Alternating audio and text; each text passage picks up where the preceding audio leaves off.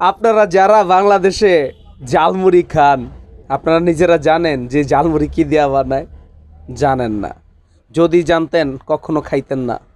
এই বাংলাদেশে প্রথম আমি আবিষ্কার করলাম ঝালমুড়ির তেল ছাড়া, অস্বাস্থ্যকর ঝালমুড়ির তেল ছাড়া ৩৫টা আইটেম, পৃথিবীর সবচেয়ে বেশি মুড়ির আইটেম আমার এই ছোট দোকানে মুড়ি মামা নামের প্রতিষ্ঠানে। আপনারা জানলে অবাক হয়ে যাইবেন যে ঝালমুড়ির তেল ছাড়া এত সুন্দর সুন্দর আইটেম কিভাবে তৈরি করে ভাই। সম্ভব, যদি সৎ ইচ্ছা থাকে, আপনার মেন্টালিটি যদি ভালো থাকে, মনুষ্যত্ব ঠিক থাকে, আপনি সব কিছু পারবেন। জীবনে কোনো ঝালমুড়িওয়ালারা দেখছেন যে এত দামি মুড়ি ১৫০ টাকার উপরে কেজি এটা ব্যবহার করতে? আমি করি আমার দোকানে ভাই, কারণ আমার দোকানের প্রতিটা কাস্টমার রাজা। কাস্টমার হচ্ছে রাজা, তাদেরকে রাজকীয় খাওয়ান খাওয়াইতে হইব।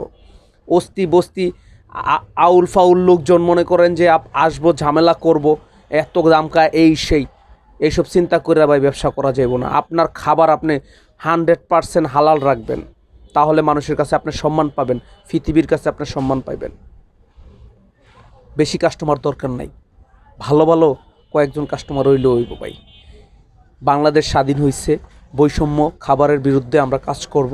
বৈষম্য কোনো খাবার থাকতে পারবে না, মানে স্বাস্থ্যের যে ক্ষতি হবে এই ধরনের কোনো খাবার বাংলাদেশে যাতে না থাকে, সেই বিষয় নিয়ে আমরা কাজ করতে চাই।